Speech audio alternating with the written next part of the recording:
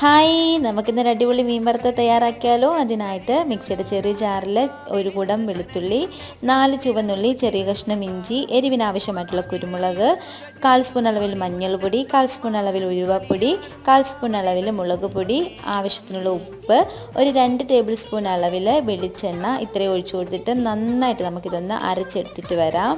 അതിനുശേഷം ഞാനിവിടെ വൃത്തിയാക്കി കഴുകി വെച്ചിരിക്കുന്ന കഷ്ണമീനാണ് എടുത്തിരിക്കുന്നത്.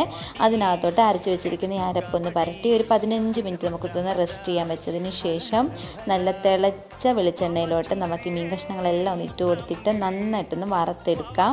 നല്ലൊരു അടിപൊളി റെസിപ്പിയാണ്, നിങ്ങൾ മറക്കാതെ ഒന്ന് ട്രൈ ചെയ്യുക. ആരെങ്കിലും ഈ ചാനൽ ആദ്യമായിട്ടാണ് കാണുന്നതെങ്കിൽ മറക്കാതെ എല്ലാ കൂട്ടുകാരും സബ്സ്ക്രൈബ് ചെയ്ത് സപ്പോർട്ട് ചെയ്യാനും മറക്കരുത്. അപ്പോൾ നിങ്ങളിത് ട്രൈ ചെയ്യുക, എല്ലാവർക്കും ഇഷ്ടപ്പെടും. താങ്ക്